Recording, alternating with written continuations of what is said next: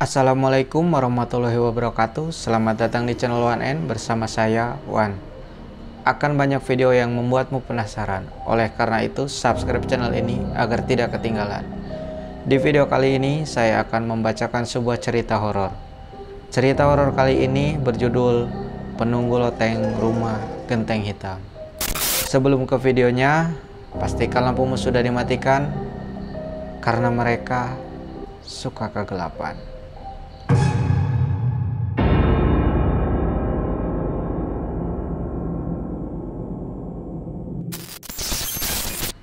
Setelah kematian ayahnya, Lila, seorang guru muda di kota, mewarisi sebuah rumah tua di pinggiran Salatiga.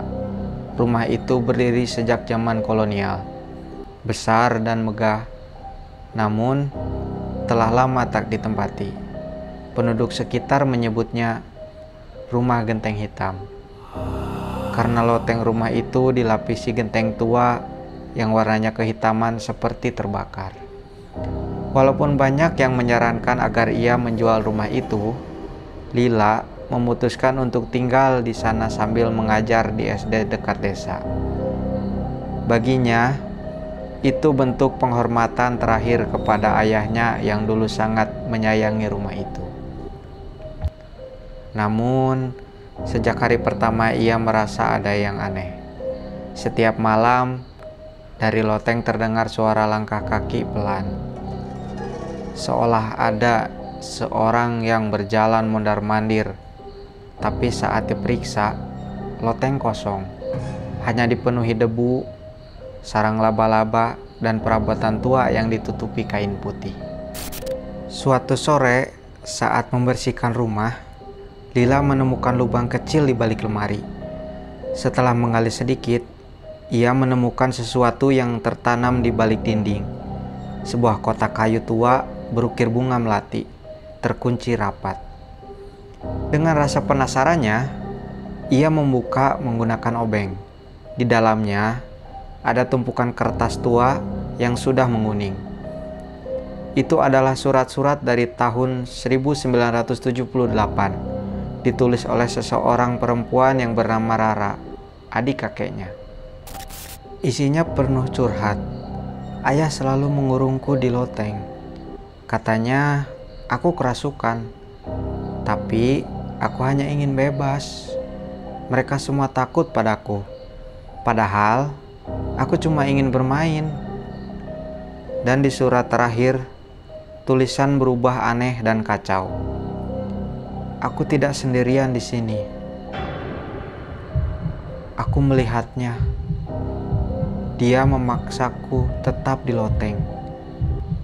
Dia paksa aku diam. Tapi suara aku masih ada. Masih ada. Lila membaca surat itu dengan bulu kuduk merinding. Ia mulai menyadari bahwa suara-suara dari loteng mungkin bukan sekedar tikus atau kayu lapuk. Mungkin itu suara seseorang yang memang belum pernah benar-benar pergi. Sejak menemukan surat itu, gangguan makin sering terjadi. Tepat jam 2:17 dini hari, pintu loteng akan berderit sendiri, seolah ada yang membukanya pelan-pelan. Angin dingin menyusup masuk ke kamar Lila, disertai bau anyir seperti darah dan tanah basah. Suatu malam, ia memutuskan menunggu di depan pintu loteng. Kamera ponsel di tangan. Saat jarum jam menunjukkan pukul 2:17, pintu benar-benar terbuka dengan sendirinya, perlahan. Dari kegelapan, muncul sosok anak perempuan dengan gaun putih kotor, rambut panjang menutupi wajah, dan kaki telanjang berlumuran lumpur. Ia tidak berkata apa-apa, hanya menunjuk ke arah bawah, ke ruang tamu. Lila menoleh sejenak.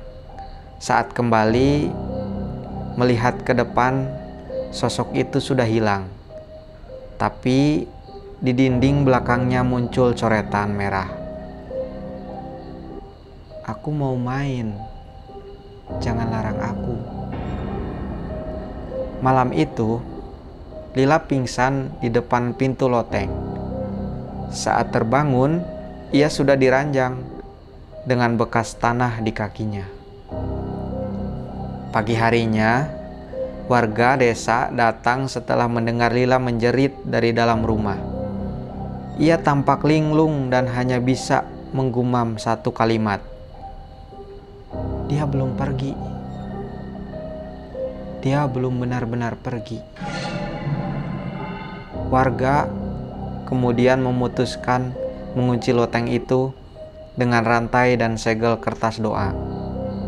Tapi dari luar rumah kadang-kadang terdengar suara tawa kecil, seperti suara anak perempuan bermain petak umpet. Dan hingga kini, siapapun yang menempati rumah itu selalu melaporkan kejadian aneh di jam 2.17 dini hari.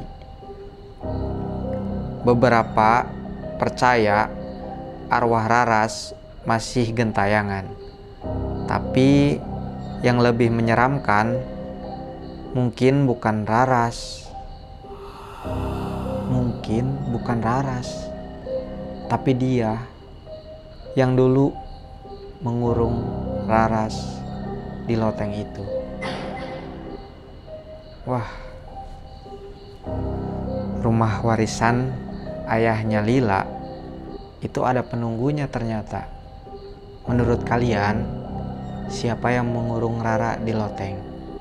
Coba tulis di kolom komentar. Terima kasih telah menonton video ini sampai akhir. Bantu channel ini agar makin maju dan berkembang dengan cara like, share, dan subscribe. Sekian video kali ini. Saya Wan, sampai jumpa di video selanjutnya.